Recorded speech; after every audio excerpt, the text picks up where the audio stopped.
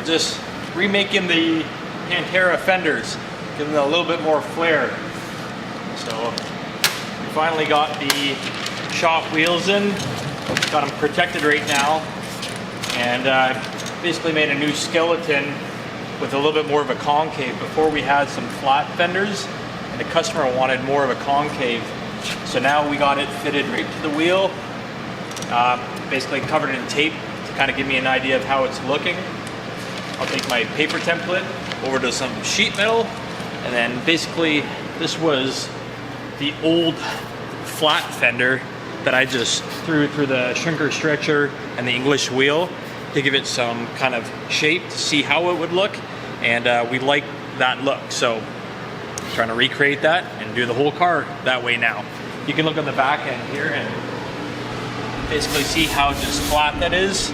So what we're gonna do is replace that with a more concave panel, and it'll give the Pantera a little bit more of a fitted look, because right now nothing's fitting the wheels correctly, so we're gonna make it right. There's only so much guesswork we can do without having the wheels here, and that's what we did originally. He had another set of 15-inch rims, but he's got 19s and 20s on this car here, so without having the proper wheels on the car, it's really hard to get the fender flares to fit these wheels when you don't have them. So now that we have the rims and tires, we can make it work.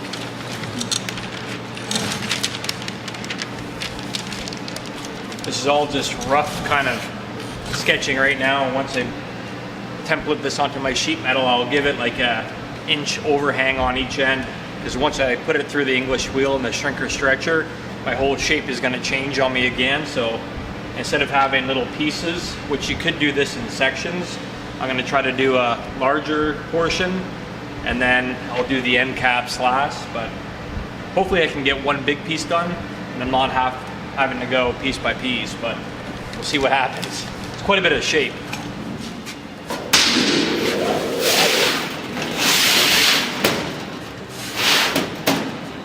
Get some sheet metal ready, and probably just cut this one out by hand today, and tomorrow I'll bring my metal shears, but to take the time to try to cut it out on the plasma table might take me a little bit more time than I want, so I think I'll just do it by hand. One of those things, we have the equipment in the machine, but to do a concave weird curve like that, that's not like accurate radius of any kind of circle, it's kind of a weird shape. It'd take me longer to program, so probably just trace it out and do it by hand. We're gonna do everything at a 20 gauge too, so it'll be a lot easier to work the metal that way. 18 is kind of the typical that we use for sheet metal on all the body work we do, but I think 20 gauge will give me a little bit easier of a time to manipulate the metal. Try and cut it in a way where I'm using most of the material and not wasting a bunch of stuff. That's what I'll do down there, like that.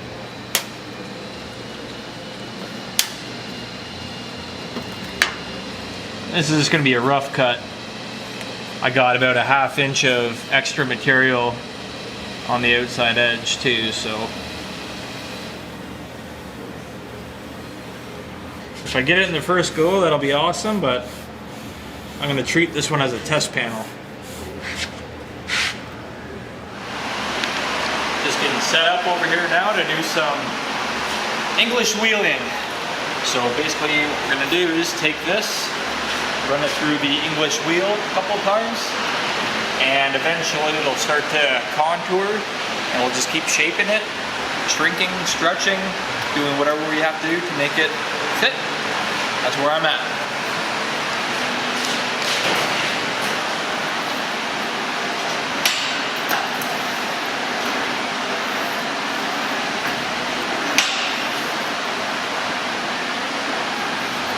You start to see it take shape, but it takes a lot of passes.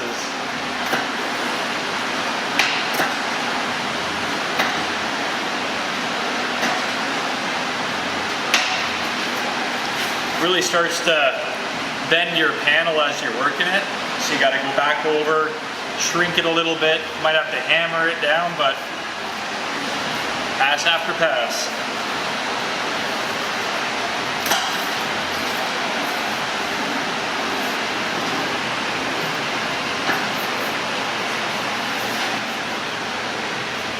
It's hard to see by the naked eye, but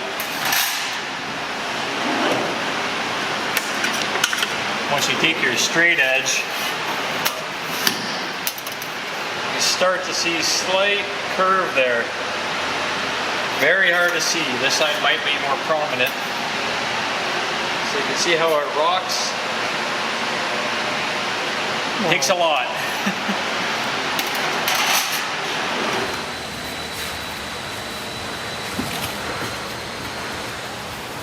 Right now I'm doing this all in one piece, which isn't a problem, but what I might do is cut it here, and have 3 sections.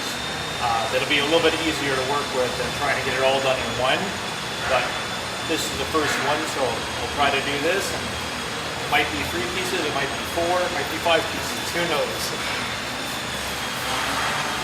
You got your shape. You can see your lines coming in here. You want to avoid doing any cross-hatching lines. So the English wheel is kind of funny. You put your piece in it and it wants to go the opposite way. So you got to kind of wire your mind to, you know, when you rub your head in your stomach, you got to figure that out. And I'm not so good at that. So we'll just keep going for it.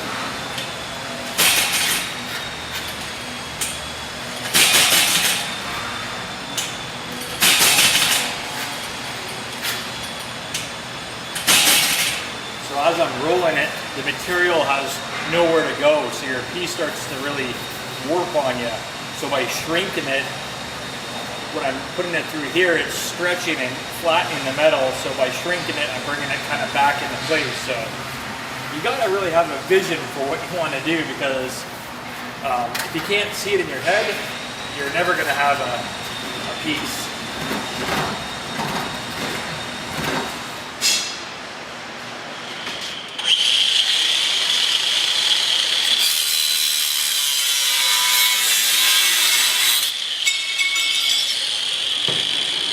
One down.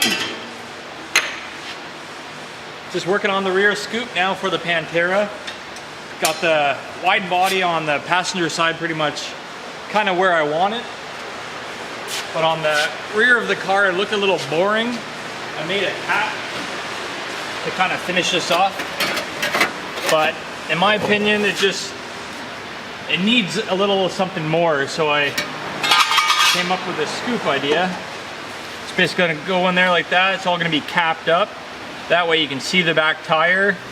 The wind will come through and it won't have any more drag. So see you at SEMA.